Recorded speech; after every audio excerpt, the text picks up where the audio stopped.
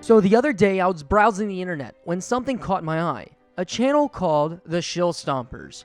Now this channel seems to be a channel that takes videos made by other creators and then they post them here. Now there's nothing wrong with that, it just makes my job a little bit harder. All these videos on the channel also follow a trope, that they are too long and seem to be on very few things. Oh yeah, and they're all wrong. So today, I have selected 3 videos that pique my interest, and we'll be going through the main points of all of them. The first video I have chosen is one from a creator who has a distinct problem with the amount of doors on the capsule. It's a text on video, so I'll only be showing the important bits.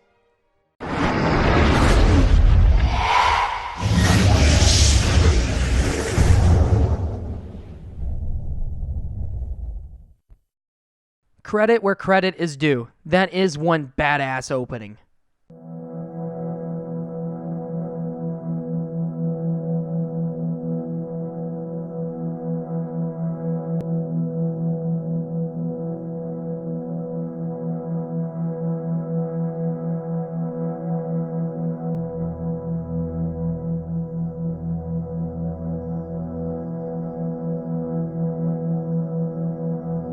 Okay, I don't know where in this video you got the idea that there's only one door locking the crew inside, but let's see where he goes.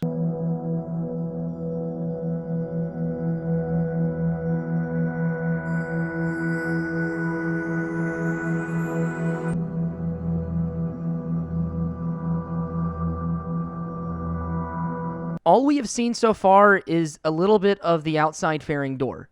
You do know what a fairing is, right?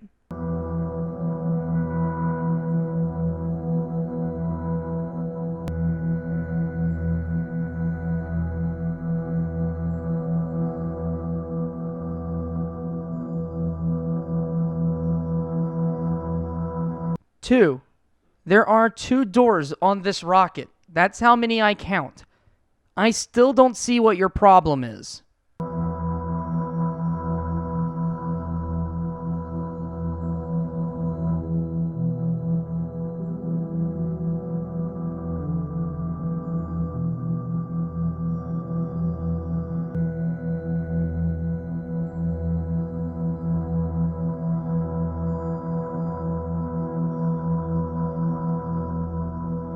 So it looks like he's saying that the outside window is round and the window on the capsule door is square. I don't see why the fairing door and the capsule door have to have windows that are the same shape and size. What is your complaint?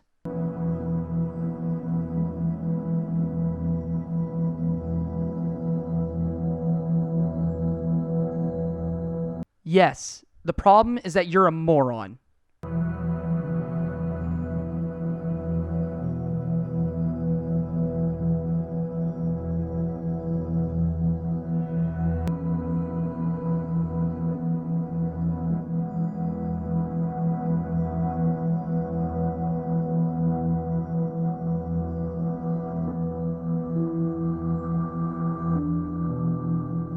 I still do not see a problem here.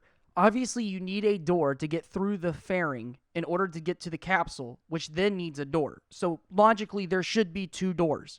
And that's what we see.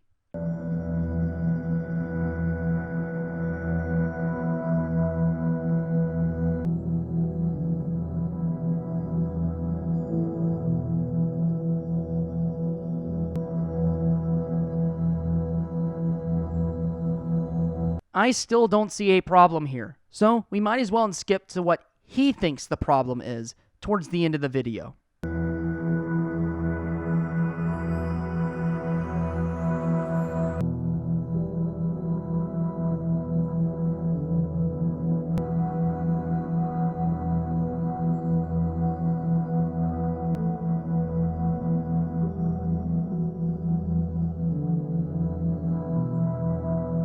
You know, when making these videos, there are times while talking to these people where it just leaves me speechless on how dumb they can possibly be. So instead, I'm going to go ahead and let NASA do the speaking for me. We confirm. Roger, we confirm. Second plane step. Roger. Tower's going. Tower's going, Fido. Neil Armstrong confirming both the engine skirt separation and the launch escape tower separation. Houston, be advised the visual is go today. For the record, those visuals were not from NASA. That was just some Kerbal footage I recorded to demonstrate what was being said. I shouldn't have to explain that, but just in case.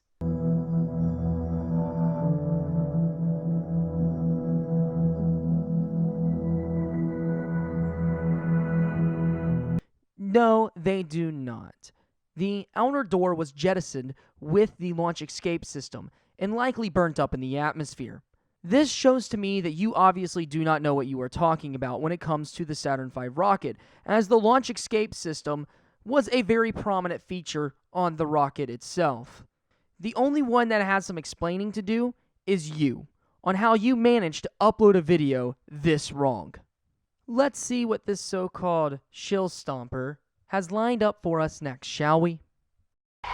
The video you see here on the screen is the original that we all watched on the TV in the year 1969. Do you really expect me to take you seriously when you're using the Tasmanian Devil? Man, all I can think about is Dale Earnhardt's greatest paint scheme when I see you. Yeah, that's right, I'm a racing fan. Get over it.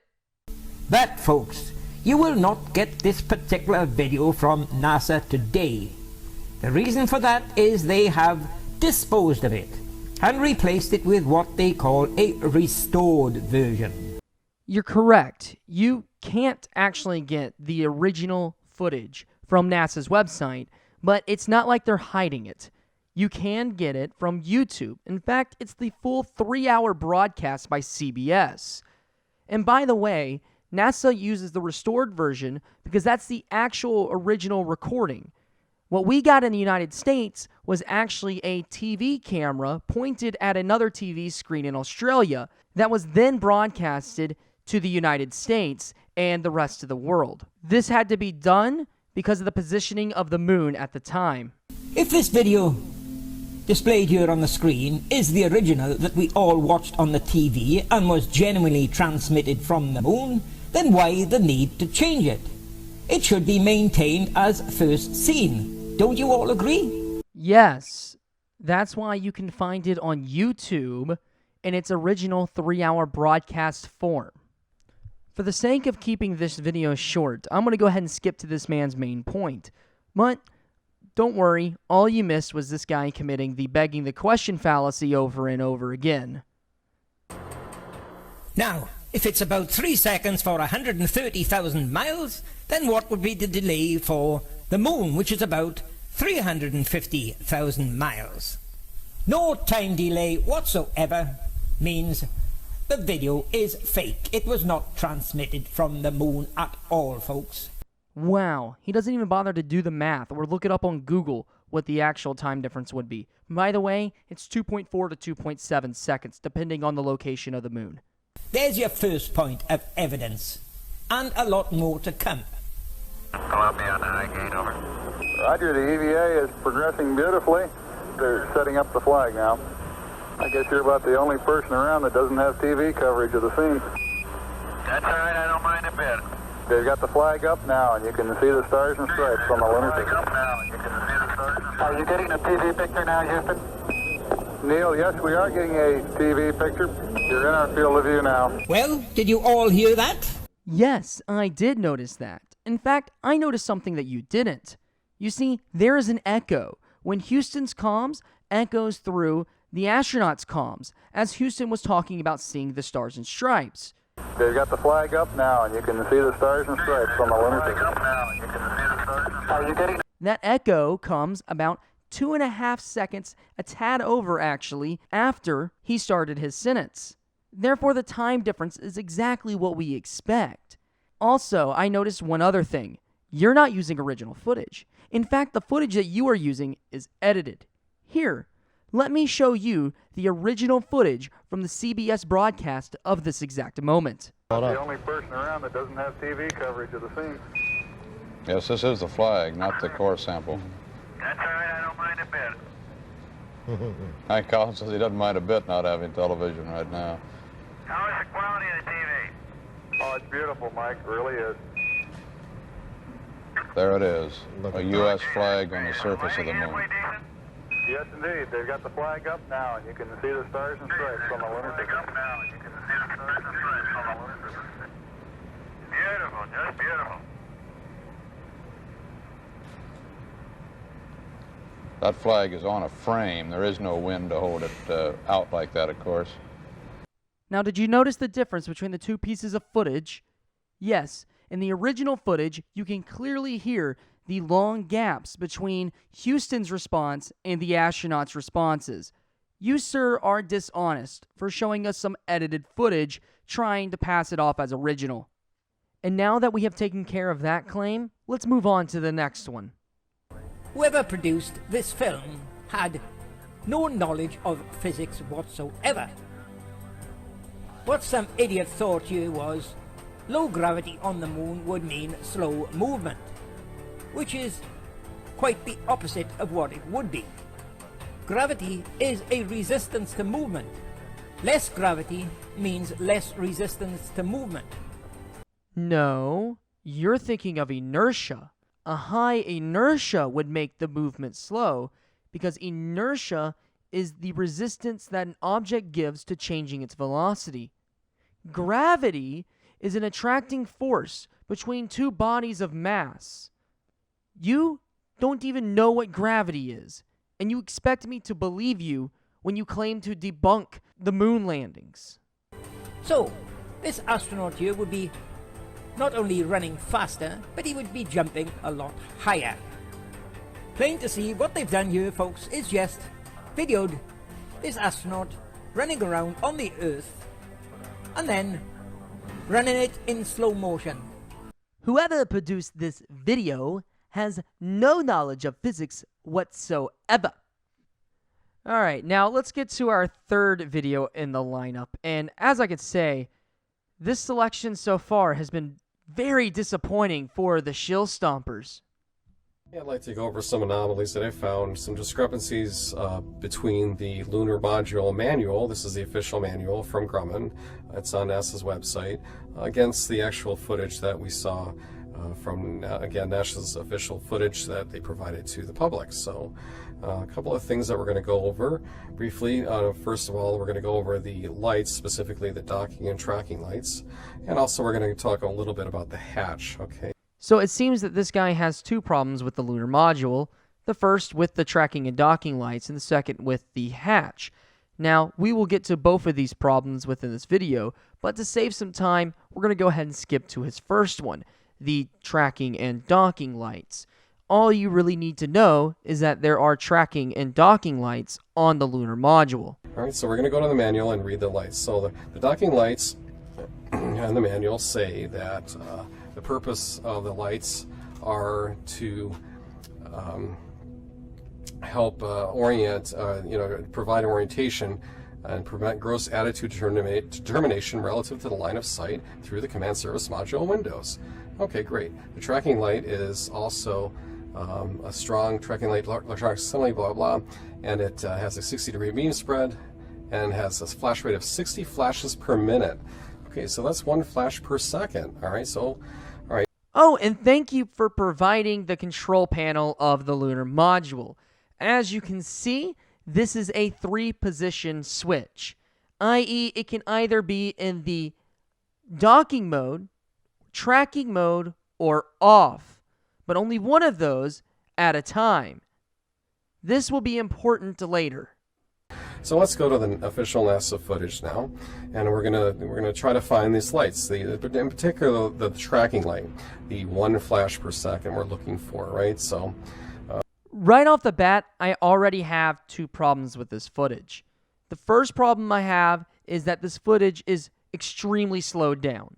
If you put this in a side-by-side comparison, you can see what I mean. The second problem that I have is that this is the Apollo 11 footage. Now, Apollo 11 used LM5, otherwise known as Eagle. Yet, the manual that we are shown earlier, that all of this man's information is coming from, is for LM10 through 14. This is a problem because there were a lot of changes made between LM5 and 9 and LM10 through 14. This is going to be the Apollo 1122-D Delta reel here, 16mm film, dated July 11th, interestingly enough, 9 days before Apollo landed. So, don't you just love it when conspiracy theorists think that they're clever? Here it comes back. All right, so still kind of a spec. All right, so let's look. Are there more flashes here? Let's see. Well, okay. So it's supposed to be 1 flash a second. 1/1000 flash, 1/1000 flash, 1/1000 flash. We're not seeing that, so that's the issue here. So we see random flashes here and there, kind of like someone's toggling a switch on and off. And also kind of like how there is an actual switch on the control panel that toggles between docking, tracking, and off. And almost as if someone is using that switch, changing the lights between docking and tracking and off. And there's the big circle. See the little circle with a flash there? That's supposedly the strobe light. It's supposed to be flashing once every second. So what I want to know is, why do we not see this flash? Is it something with the camera? Is it the shutter? Is the shutter shutting out the flash maybe? Hard to believe, but still. Well, the tracking light's probably not on because the docking lights are on. And remember, this is a three-way switch. It can only be on one of the three options at a time.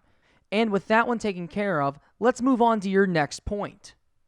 Now moving on. So now we're going to take a look at the inside of the LEM. This is a cutaway diagram of the interior of the LEM. And here we have the hatch. Okay, so this hatch is it's not the forward hatch that they went out to the surface of the moon. This is the hatch that connects the command module with the LEM. Okay, so why is this hatch important? Normal cabin, this is an important part, normal cabin pressurization forces the hatch into its seal. To open the hatch, the cabin must be depressurized. So what that means is that the interior of the LEM has to be depressurized. There has to be no pressure on for that hatch to open because it opens inward, right? So why do I get the feeling that you're about to mess up this incredibly basic concept? Why would they put that in there if it wasn't true, right? I have no reason to believe it's not true. They wrote their own manual. So, all right, so let's look at the actual footage here. So here we see the hatch. Okay, now the Buzz Aldrin's and the command module. So we're looking into the LEM. Yes, this is footage shot from within the spacecraft. Notice how he has no gloves on, no helmet. Just kind of calmly opening the door, just like you would open your fridge and get out the orange juice. So just calmly just swings it right open there. Nothing. It doesn't force open. The papers don't go flying in. There's no whooshing sound that you can tell, or any kind of air transfer. Remember that door's supposed to be. There's supposed to be no pressure on the other side of that door. No, the reason why you don't see papers flying or a whooshing sound or total chaos is because the pressure on both sides of the door is the same. That's called depressurization. How do you mess up this basic concept? So it just opens calmly, So does that look like there was no pressure behind that door to you? I don't know. It's kind of a little discrepancy there. So somebody explain that to me. Why is it we don't hear any whooshing or anything like that? So, well, I don't mind if I do. When talking about depressurization in the context of airlocks and in outer space, you're talking about the pressure on the hatch. When you have one atmosphere on one side of the hatch and no atmosphere on the other, you're going to have a lot of pressure pushing on the side of the hatch from the atmosphere. When you even the pressure out, now there is no longer a one-sided push on the door and it can swing open quite easily. This is very similar to you opening your closet. Both sides have the same amount of pressure on the door. So that's pretty much it. Those are the two major problems that I have here. So the manual versus the footage. just things of interest that you may want to talk about or consider. Well, if that's all the evidence that you had, then that is some poor evidence. In fact, all 3 of these videos have been very poor evidence for proving that the moon landings were faked. I am extremely disappointed in the channel of Shill Stompers. I don't feel stomped at all. In fact, if anything, it's inspired me to make a little video for this channel. Enjoy. You run a shithole of a kitchen. Fuck yourself. No. Okay? No. Fuck off. Who the fuck are you to turn around and tell me when you work like a pig? You French pig! Look at that. It's like a bison's penis. Well, I hope you guys enjoyed watching this video as much as I did making it. If you'd like more Blue Earth Thing, follow me on Twitter or on Instagram. Both of them are at Blue Earth Thing. There I take on conspiracy theorists all day, or you get a nice insight to the channel and what's going on. Also, if you'd like, please subscribe to the channel, like the video if you can, or leave a comment below talking about me or these 3 videos that I have reviewed. I'll see you guys next time. Thank you for watching. Blue Earth Thing out.